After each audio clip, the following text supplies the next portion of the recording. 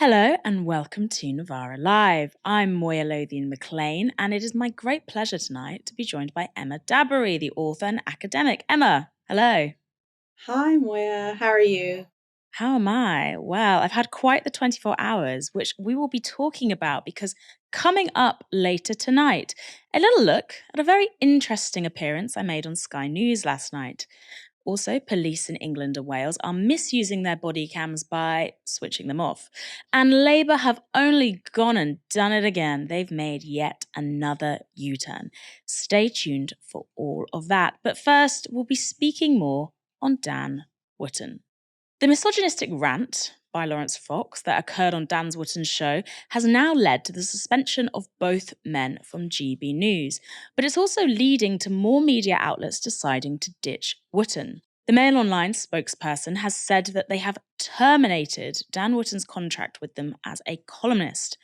That column was already suspended after harassment allegations surfaced about Wootton earlier this summer, something we will be coming back to in a moment.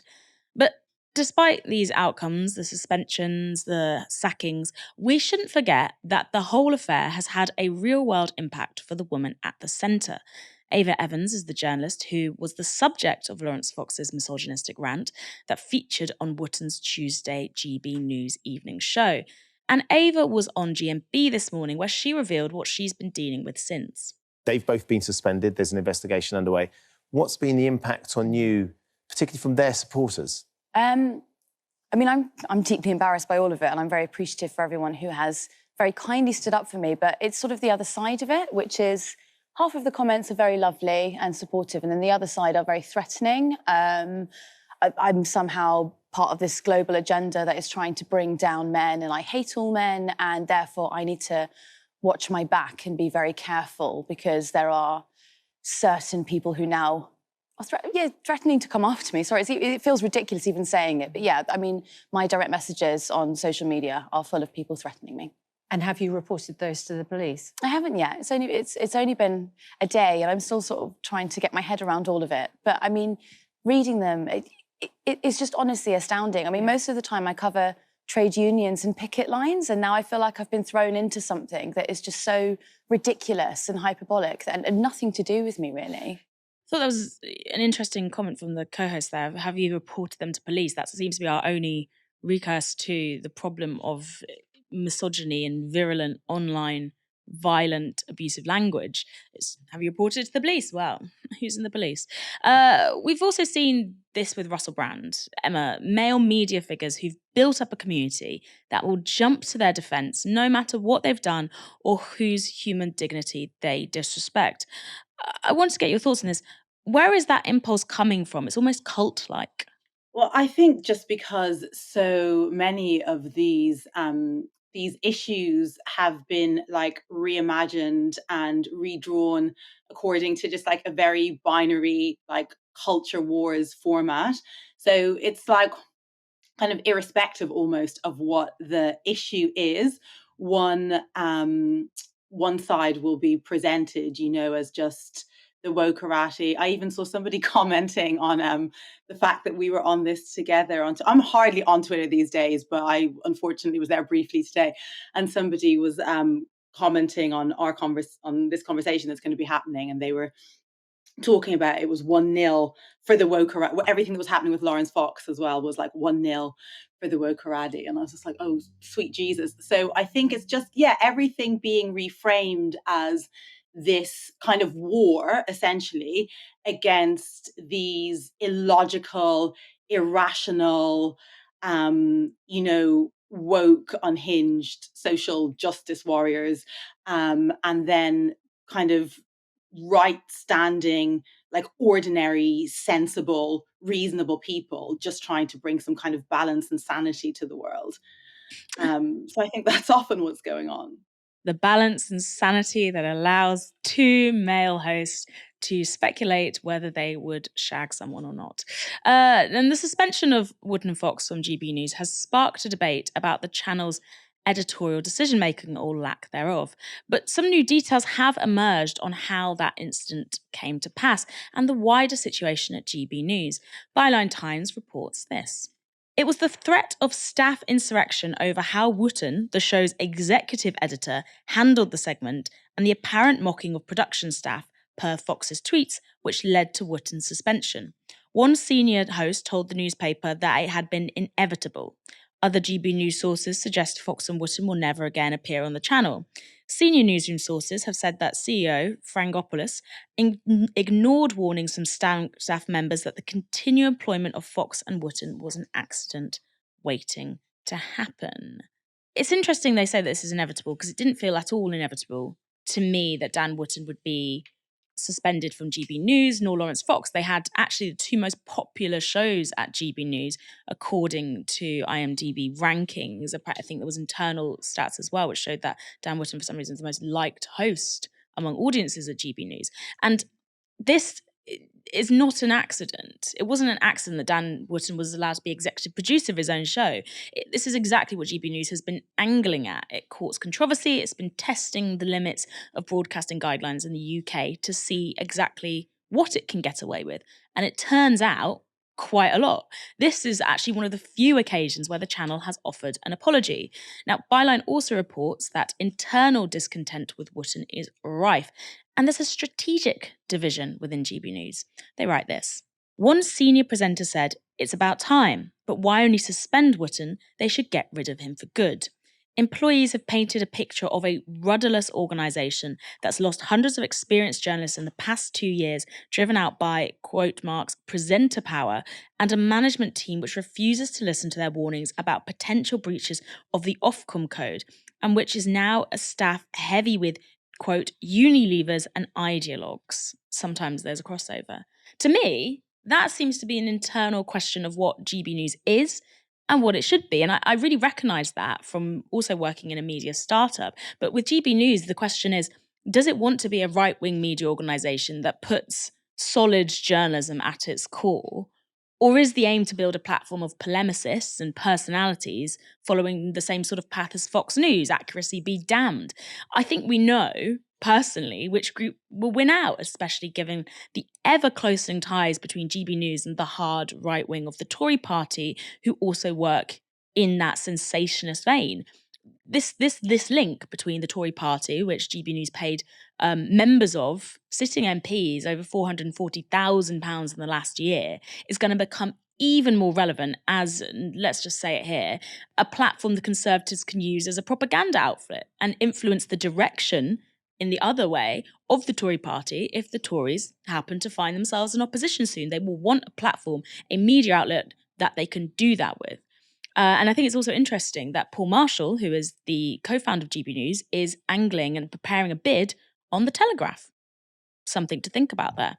Now, Byline Times has been reporting on Dan Wootton for a while. They published a number of exposés that alleged Wootton had catfished former colleagues and contacts in order to solicit sexually explicit material. Wootton has denied any allegations of criminality. However, he has not denied using the pseudonym Martin Branning, which is involved in the allegations. And that was what led to the MailOnline suspending his column earlier this year before they officially announced his sacking today.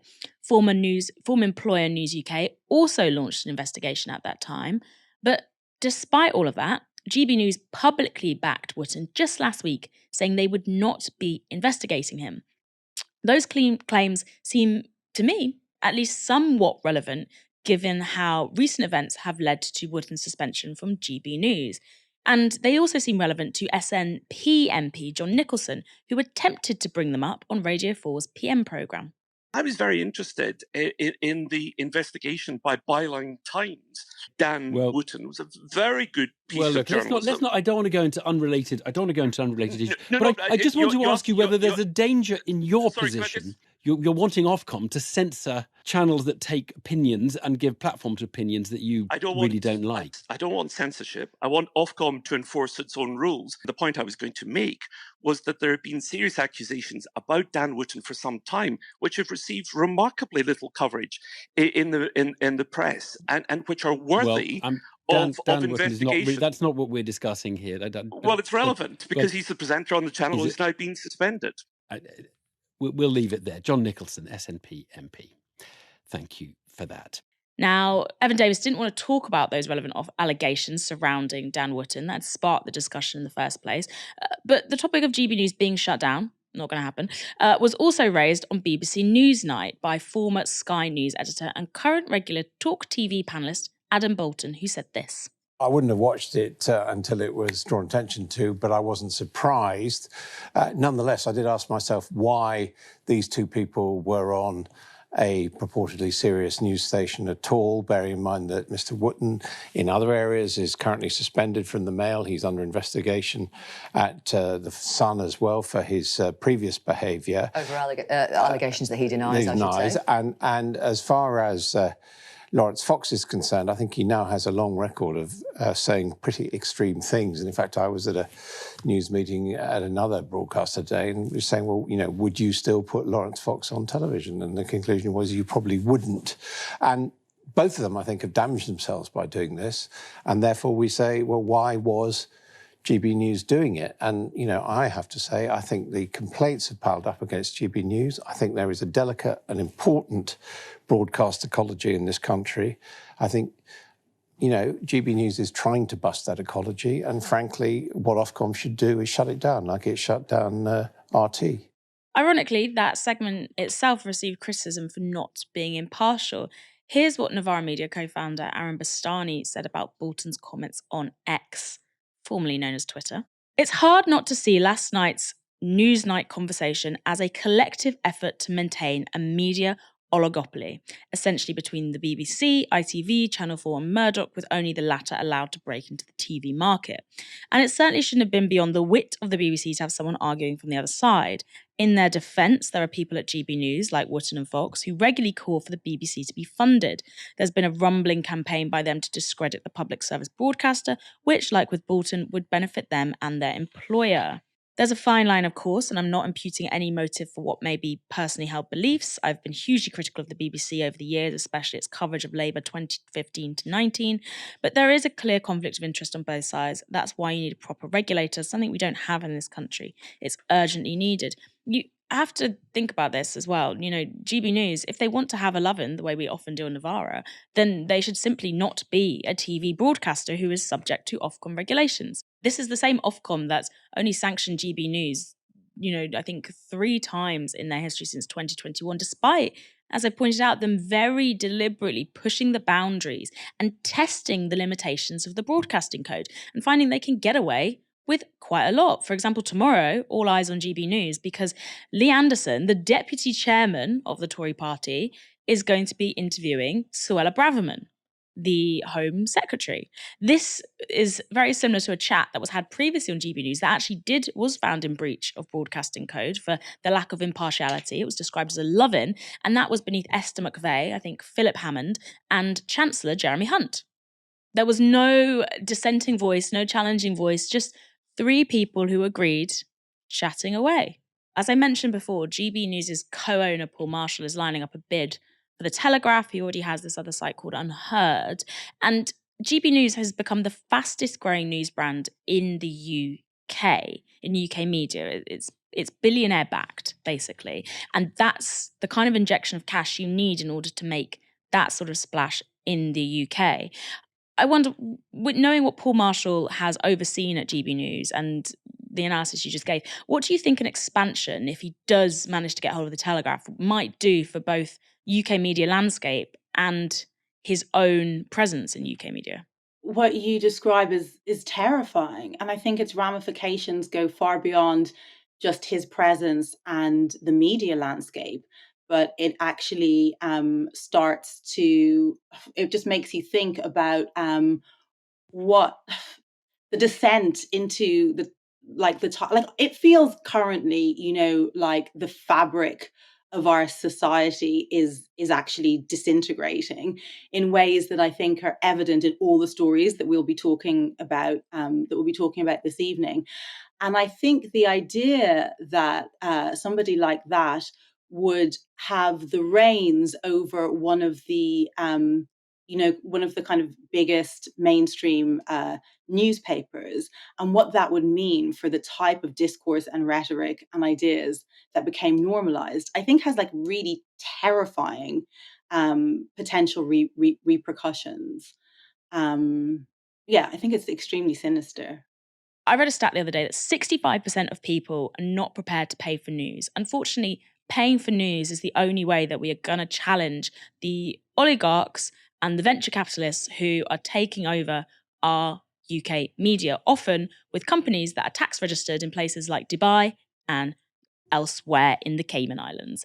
Now, Novara Media, you might be aware, is not backed by billionaire owners unless suddenly the Directorate Board has got a huge injection of cash I'm unaware of. We are people-powered, we're supporter-funded. And if you want to be one of the percentage of people who will pay for news, not just news, independent media, go to novaramedia.com/support. That is novaramedia.com/support, and invest an hour's wage a month or whatever you can afford. Please, it will really help us out. The link is in the description below, and thank you in advance. They say in journalism, never become the story. Today, I am breaking that cardinal rule at the urging of Fox, not Laurence, but the producer sitting across from me. Yesterday, I took part in a discussion on Sky News that was supposed to be about the misogyny platformed by Laurence Fox and Dan Wootton on GB News. I was assured by a producer ahead of time that this was a discussion, not a debate. But a minute to air, I was suddenly told that now not only was I taking part in a debate, it wasn't going to be focused on misogyny, but instead, quote, the limitations of free speech. Here's what happened next. Moya, why is this so much worse than other comments we might hear from people like Laurence Fox or others? Why does this, for so many people, tip over the edge of reasonable comment? I want to address something here. Speech is free. They said what they said because they have free speech. They have freedom of expression. However, when you're a broadcaster, you're guided by broadcasting codes. Now, the two presenters are being investigated under normal procedures that go ahead. They may not be found to have breached any broadcasting codes, whether internally or whether Ofcom complaints are taken forward. However, to pose another question, should we not be discussing instead why two broadcasters on a platform that claims it has aspirations to be the next BBC would want to exercise their right to free speech with that exchange? And should we not also be talking about the fact that misogyny was used as a vehicle?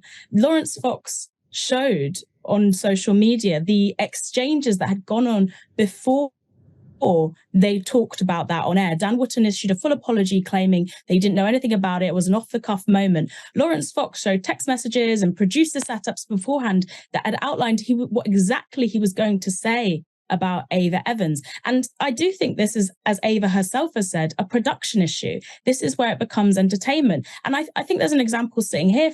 You know, I was invited on tonight to talk about misogyny in media. Then I was told we were going to have a discussion in general. A minute before broadcast, suddenly this is a debate about free speech. It doesn't make any sense to me. My focus here is the misogyny and why that became an entertainment vehicle.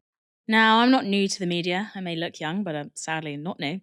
I know the old bait and switch happens, but I think we have as a duty as journalists to explain to the public why they might be seeing countless repetitive media discussions framed in this polarizing way instead of talking about the real issues at hand, which in this case was misogyny. What is your problem with that then? Right, specifically the comments made by Laurence Fox about misogyny. What is my problem with Laurence Fox saying something so disgustingly misogynistic that is being broadcast to an audience while his fellow broadcaster laughs along, and the only thing that he says in the defense of this woman is she's very beautiful, which is more misogyny. It's the idea that women in all these walks of life are being disrespected on a fundamental level. It's baked in to our society. It's baked into our media. It's baked into the social media that people are consuming. There's a reason that, you know, organizations that work in schools with young people are reporting a huge increase in misogyny and rape culture. It comes from the top down. Young children are seeing this from social media influencers, and they grow up and they see it from these adult politics influencers. Laurence Fox has founded a political party. He asked us to take him seriously, and yet he's saying stuff like that. And you've got people coming on here defending his right to free speech. Well, he had the right to free speech. He said it very freely. He is now just finding the consequences of the free speech and an investigation that would follow anyone potentially breaking broadcasting codes. Notice the bizarre decision there by Sky to show a headshot of Ava Evans after I mentioned Dan Wootton's only defense of her was to say, actually, Laurence Fox, she is very beautiful. Ergo, she has sex appeal. A woman's worth, remember, is rooted in her attractiveness, folks. However, whether this was misogyny, it was, or if misogyny even exists, it does, wasn't something the man put opposite me was convinced of. His name was Connor Tomlinson. He's a garden variety right-wing streamer and a GB News contributor. Here's what Connor had to say. Connor, let's pick up on that sort of the labelling of women element of this. Has this specific tone of at times conspiracy-laden, often right-wing, occasionally misogynistic freedom of expression now been let out of the bottle? Is the genie out of the bag, never to go back in? And if so, what does that mean about how some men look at women in society? Okay, that entire question was just laden with buzzwords which basically mean nothing to anyone who doesn't buy into those presuppositions. Conspiracy-laden, right-wing, are those meant to be insults and pejoratives, or are they just meant to be your value judgment of his positions, which are outside of this statement? We can judge this statement as being offensive. It's based on what we've seen in America, the sort of the Trumpian politics we've seen, the framing of culture wars. More like other things. These aren't things that Laurence has said. How about we focus on the actual statement rather than making it too broad? If I can actually say something to Moya, this is a question. Okay, I agree. It's totally understandable to interpret what Laurence has said as offensive. So, from what Ava said to me, for something that she wasn't investigated for over a year ago, she's still invited onto networks, the same show by Piers. Piers came out and defended her for this. Ava said that women should be able to weaponize false rape allegations in order to keep men afraid of actually committing sexual assault. And when I questioned this, she implied that myself and my friends would only be afraid of this if we are potential rapists. She suffered no repercussions for that. So, do you agree that if misogynistic insults and misogynistic remarks are offensive and they shouldn't be allowed on air, misandric, man-hating remarks and encouraging a culture of fear that means that young men are terrified of asking out young women should also not be allowed? Should Ava suffer consequences for that? Sorry, I don't understand why we're discussing this when we're talking about the culture of misogyny that is an endemic in society. Because I don't understand why you've turned it onto a silly little incident, which I watched, by the way, and it wasn't represented in the way that you're talking about it. I think it was a clumsy remark from her, but she was there. She was present. You were both present. You were having a discussion. This is talking. Ava is not even actually the focus almost of this. She could have been any woman that Laurence Fox was talking about, that Dan Wootton was talking about. The point is that misogyny was used as an entertainment vehicle. And the most humiliating thing they could think of to say about a woman journalist was that they wouldn't have sex with her. The incident Connor Tomlinson is referring to there, by the way, happened on Talk TV last year. Yeah, he makes the rounds. Ava Evans doesn't say anything of the sort. She says, quote, "I think men should be frightened to touch women in ways they're not comfortable with," and then says she wouldn't be friends with people who would have rape allegations made about them, which is, I think, very, very different from endorsing making false rape allegations. But that's what Connor heard. Now, by this stage, you might imagine the bottom of the barrel nature of the discussion was wearing on me. I imagine it's wearing on you.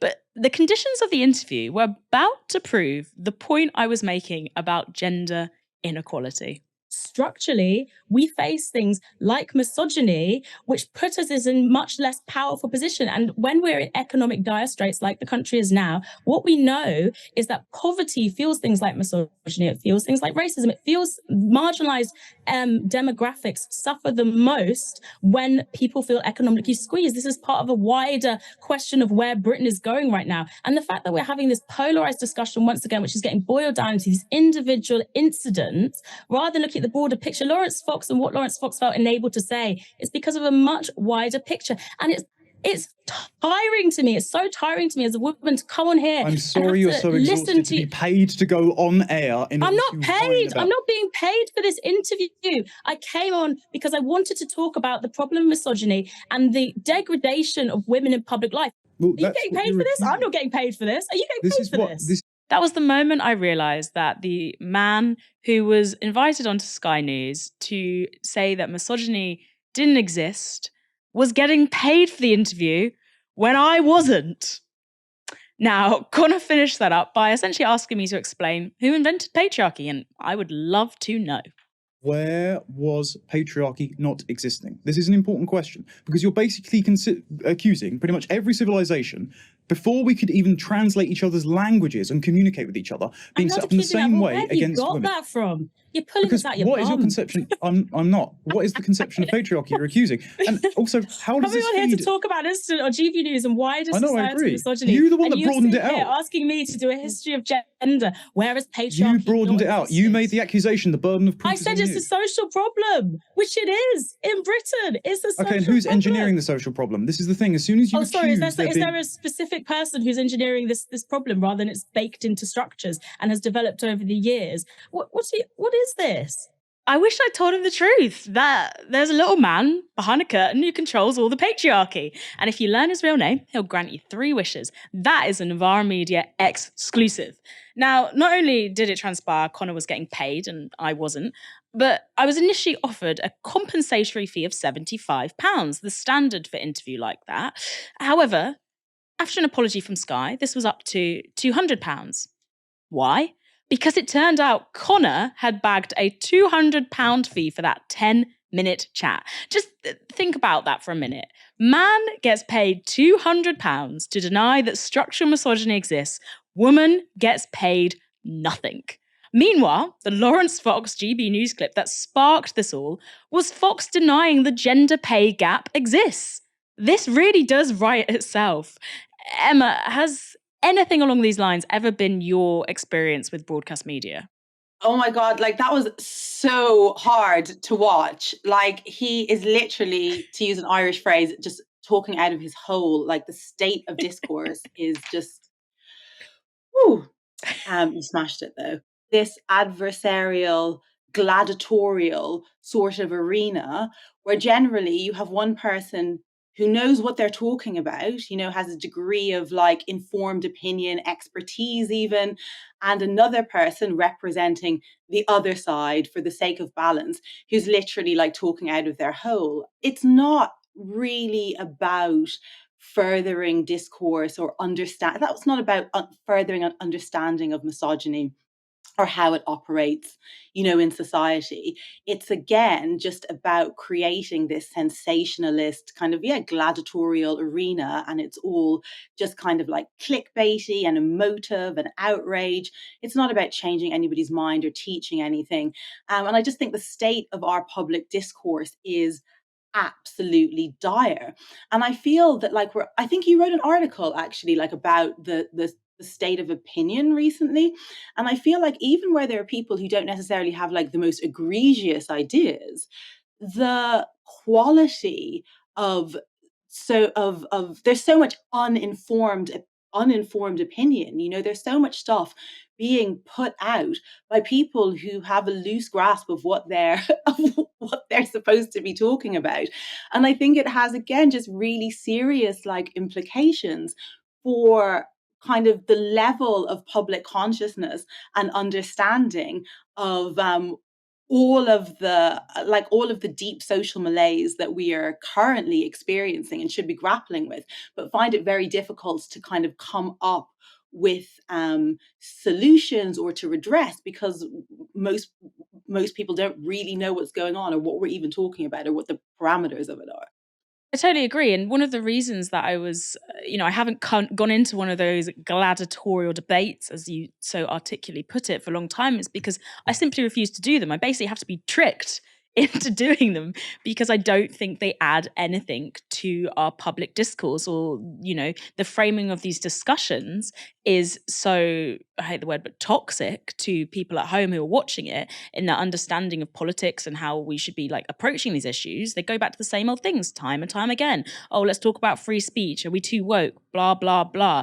That is not pushing discourse forward. So when I get trapped into one of these discussions, I try and reframe it a little bit. But, this segment has been focused on an experience I've had. But like Ava Evans said about the Laurence Fox incident, this isn't really about me. There's several different things going on here. One is sort of the production entertainment value that we are seeing take precedent in our mainstream media. And the other is misogyny and gender inequality, which is obviously the pay issue. Everyone worked as cogs to get Connor paid for talking bunkum and not me. When I first said, why is he getting paid a fee? Then they're like, oh, he asked. And you have to understand in the first place, I wouldn't ask for a fee for a 10-minute chat, and people are like, well, you should.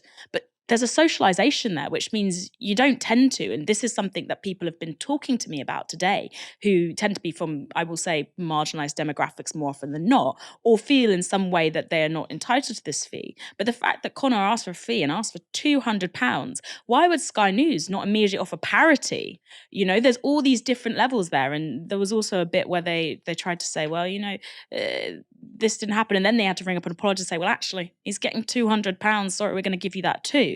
And I did say this online, and I'm saying it here not to try and signal anything virtuous about myself, but just so it's on record, I will be donating that fee to an organisation called Beyond Equality, which does really good work and programmes at educating young men into a positive form of masculinity rather than following a patriarchal type, because I feel that is the most apt thing to do. But real food for thought there, because how do we engage with these mainstream media platforms? Should we engage at all? It's a question on the left that is ongoing. There was a great chat yesterday on Novara Live between Michael, who is a GB News commentator, and Rivka, who thinks that maybe we shouldn't engage with GB News as a platform. And I think that those kind of ongoing conversations, actually having them in these spaces, is very, very useful. I would love to hear what people at home think about engaging with platforms, whether they're sort of mainstream, presented as centre platforms like Sky News, or really overt right-wing platforms like GB News. As the left, should we be going there and making our arguments? As the left, what should we engage in? Where's our limitations? Things that I have not yet got a specific answer for, but all I know is Beyond Equality is getting a great payday thanks to Connor Tomlinson, who could have done with that kind of education when he was younger. Unfortunately, we're going to be staying with the theme of misogyny and uber patriarchy now, because we're going to be talking about a really harrowing story. And I want to warn you before we go into it, this report does contain some description of graphic violence. A South London borough is reeling after the horrific murder of a 15-year-old girl. This is Eliane Andam. She was a pupil at Old Palace of John Whitgift School in Croydon, and on her way to school yesterday, she was stabbed in the neck. Witness accounts suggest that she was killed by a friend's former partner.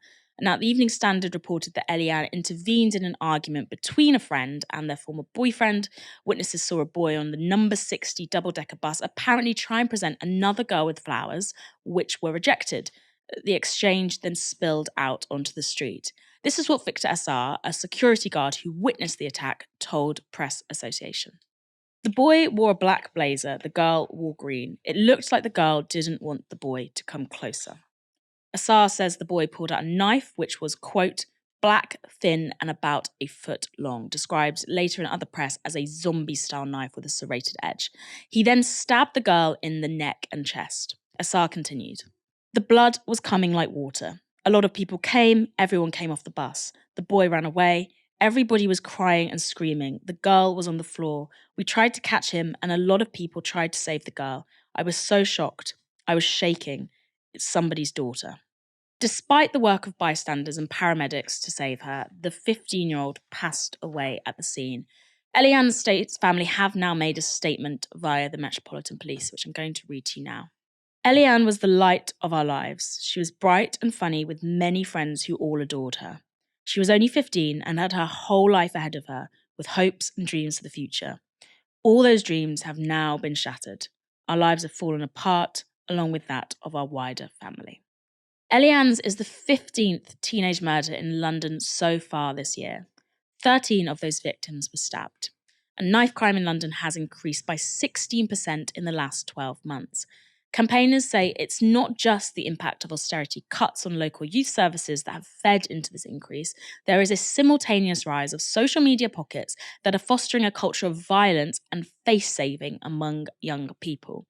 But neither of those explanations were what Conservative Junior Transport Minister Richard Holden blamed the capital's problem with knife crime on. He said it was Sadiq Khan, London's mayor, being distracted. What by? ULEZ, apparently. This is Holden appearing on Sky News this morning. The Mayor of London, is he doing enough about kids on the streets of London? Well, I want to see the Mayor fully focused on crime and antisocial behaviour. I think there have been some distractions over the last few months. for him, and I just want to ensure that... What sort of distractions? Well, I think you can talk about what's happening, the flip-flopping around ULEZ and things like that. I think what we should be focusing on is things which really affect people in the city. Now, in a late appearance on Sky, Khan said that the Tories were attempting to play, quote, political football with the murder of a 15-year-old girl. If the Conservatives want to use the murder of a 15-year-old girl as a political football, that's up to them. I'm not willing to play ball. I'm quite clear. Well, you yourself did blame the government cuts for an increase in knife crime in London in your first answer. I'm quite clear about the consequences of austerity.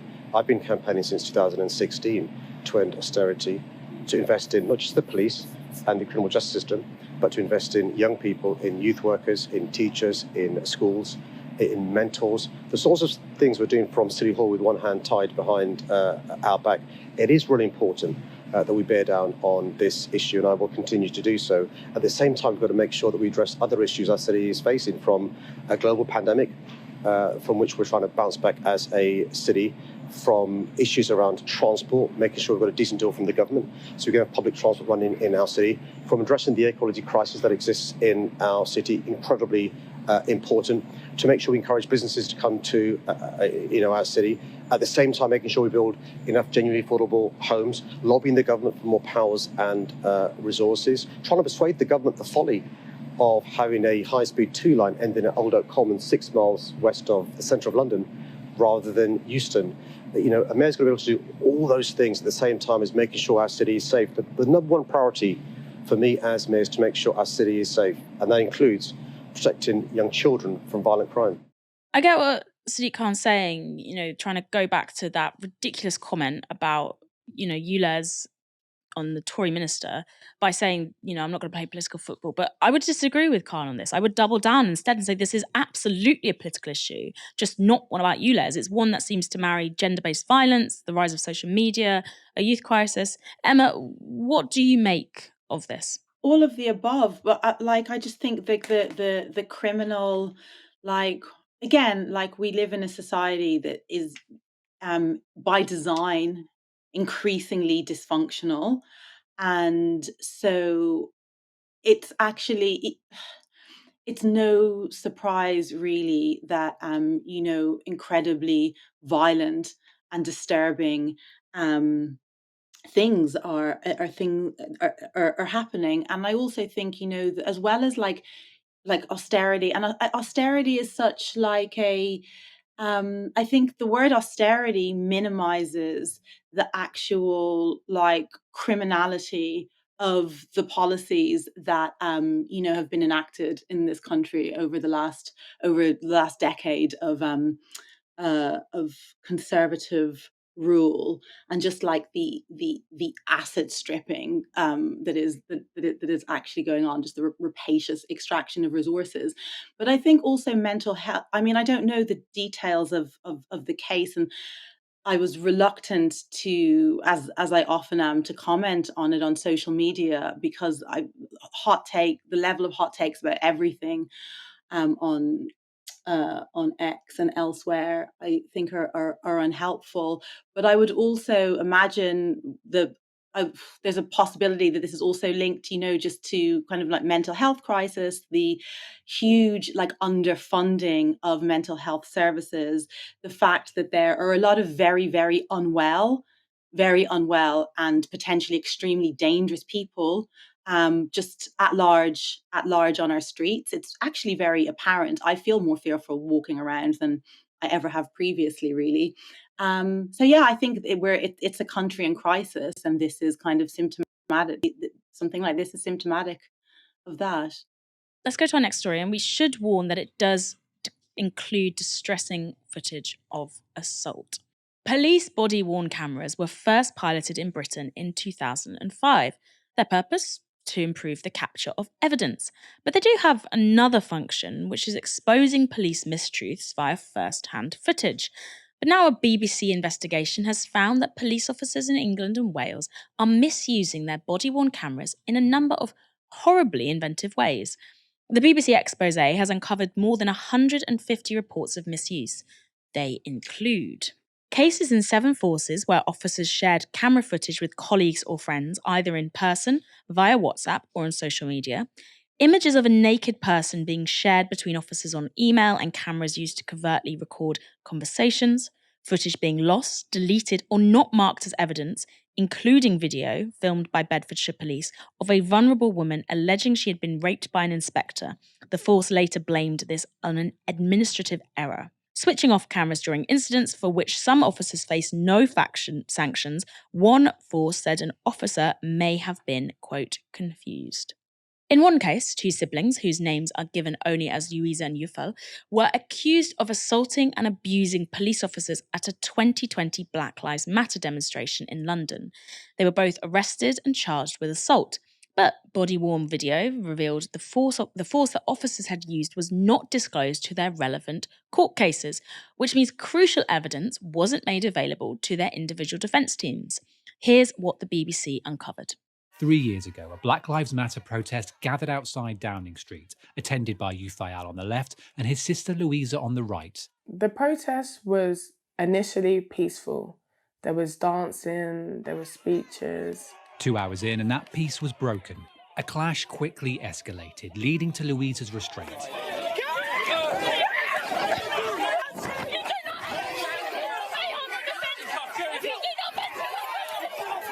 I completely blacked out. I couldn't breathe. I was telling the officer, like, help me get my hand, and he continued to rub my face in the ground and kneel on me. You do not move your arm out, or inflict pain, okay? The siblings were arrested and charged, accused of assaulting an officer in Yufayal's case and being threatening or abusive in Louisa's. Now, BBC analysis of multiple body-worn videos shown for the first time reveals the force used on the siblings themselves.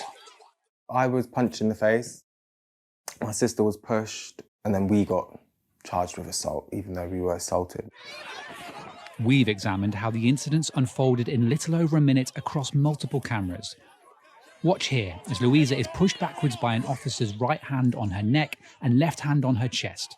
Just 5 seconds later, in the far left corner of the screen, a different body-worn camera shows Yufayal being struck by an officer who was then pulled backwards by colleagues. Moments later, and having removed herself from the front of the protest to search for her car keys, Louisa is restrained by a group of officers. Hey,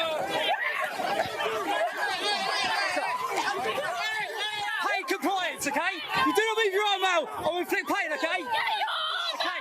I literally thought I was going to die. You're okay? I blacked out. I've got your heads, you're okay? Despite what they experienced and the charges they were facing, body-worn video revealing officers' use of force wasn't initially disclosed to either of them as part of their cases. It was very weird because the evidence that benefited me was put in his case, and the evidence that was benefiting him was put in my case. The BBC has also learned that body-worn video wasn't disclosed from the camera of the officer who pushed Louisa. In a statement, the force told us there were errors with disclosure of evidence and apologised. No action has been taken against any of the officers involved. Cameras are only being put on when officers feel like it's necessary or they're being targeted. It's labelled as protection for the public, but ultimately it protects the police.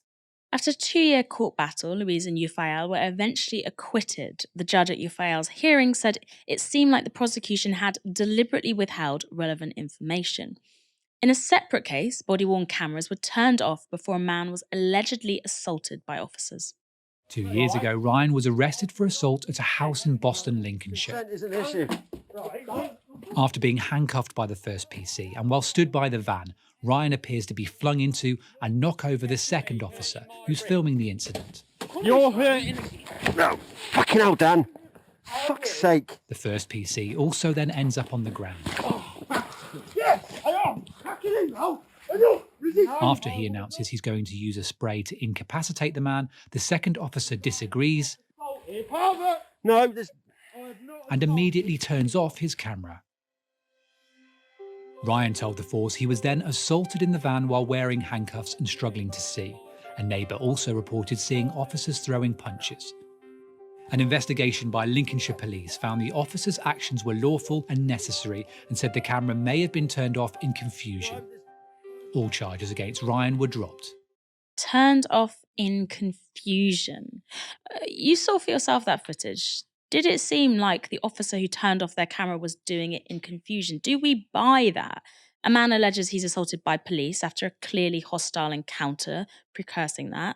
A witness says later they saw him being punched. But the camera that would have captured all of that is somehow turned off, just as that encounter is alleged to have turned another level of violence, escalating.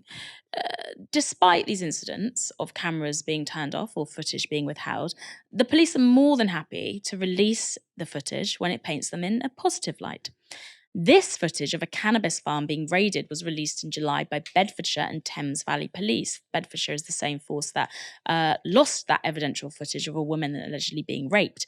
Now, it's commonplace for UK forces to publish videos like this on social media. My question is, do the cops fancy themselves as YouTube vloggers? Are they going to take your job, Fox, editing their footage? Or is this another case of police forces abusing their power? We've outlined how the police are willing to use body cam footage when it might result in good PR, or even they utilise it for sordid purposes that still show the extent of power they have, such as sharing images of a naked person via email. But cameras are turned off or footage lost when it could result in consequences for the police themselves. Even when the footage is there, such as in the case of those BLM protesters, there seems to be mechanisms in place that mean it doesn't reach the relevant people who could use it to attain some sort of justice. Justice that may see the police sanctioned or subject to misconduct hearings. What this adds up, to me at least, is a commitment, whether unconscious or not, on the part of the police, an institutional commitment to ensure that they remain the ones doing the surveillance, yet are not subject to it. Keir Starmer's Labour have made yet another U-turn. Who saw this coming? This time it's on the issue of private schools. The party had said that if they win a general election, they will immediately charge private schools 20% VAT, something that they are currently exempt from. But they'd also said that part of this move would be to strip private schools of charitable status.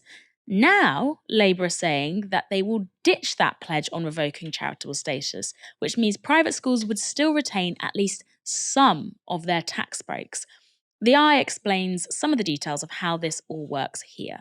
Under current law, independent schools can be recognised as charities if they demonstrate that they make provision for those of, quote, modest means to attend, usually through scholarships and bursaries. Charitable status means private schools do not have to pay tax on their annual profits and grants them other tax breaks, including business rates relief on buildings. A spokesperson for the Labour Party said this: "Our policy remains. We will remove the unfair tax breaks that private schools benefit from to fund desperately needed teachers and mental health counselling in every secondary school. This doesn't require removing charitable status, however, driving high and rising standards for every child against the backdrop of a broken economy requires political choices. Labour isn't afraid to make them." Well, they are making them. They are afraid to make them because they're not removing charitable status from the rich private schools that have a lot of wealth and get a lot of tax breaks in order to hoard more of that wealth. That contradicts previous statements from the likes of Shadow Education Secretary Bridget Phillipson, who said the party would be, quote, scrapping charitable tax status for private schools to fund the most ambitious state school improvement plan in a generation. And in 2021, Rachel Reeves said this: "Here's the truth. Private schools are not charities, and so we will end that exemption and put that money straight into our state schools. That is what a Labour government will do." Except that's not what a Labour government is saying they're doing now. They're doing the opposite. So this is another U-turn from Labour after a long line of them. What I'm thinking is, Emma, does keeping charitable status essentially mean that Labour is endorsing a system where low-income kids are propping up private school tax breaks? Yes.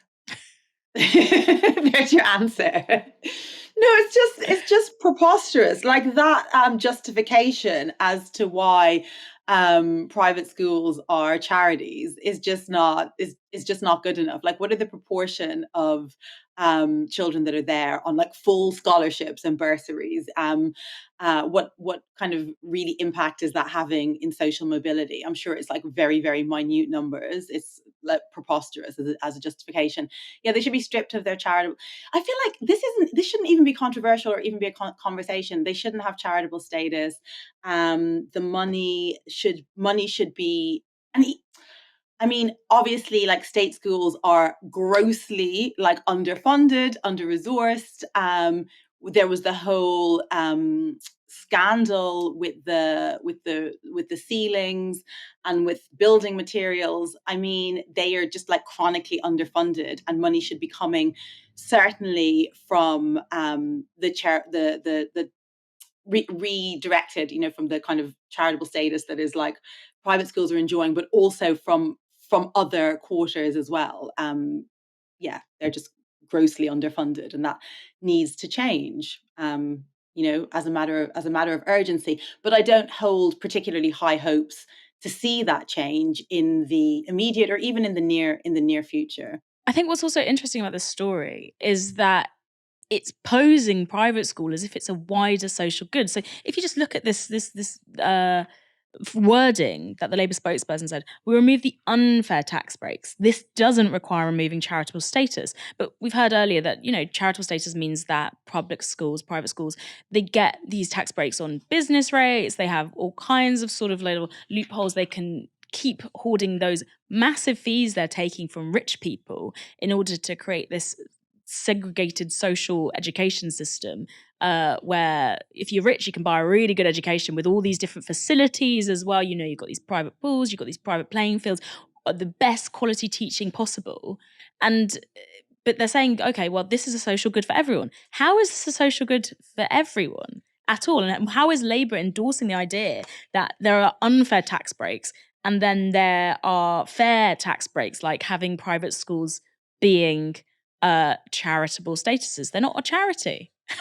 Why are they getting a charitable status? And it keeps these private schools as this superior learning site where it's aspirational for low-income kids to be taken, pity on or given this philanthropic, individual chance at going to these amazing schools, rather than making state schooling blanket the best possible across the country, which would make private schools moot. If you're funding state schools, you don't need, and the state school is the best thing you could go to and has the best facilities and the best possible education, and you're not, the roof's not falling in because of the concrete, the aging concrete, then you don't need to go to a private school. You don't need to save up this money. Or your parents don't need to work their fingers to the bone, as every private schooler says their parents did, in order to send them to this different type of school, which somehow is benefiting everyone. Doesn't make sense to me, but maybe I'm just a bitter state schooler. Emma, I want to thank you so much for joining me tonight. We are a dream team, aren't we? Absolutely. More soon, please.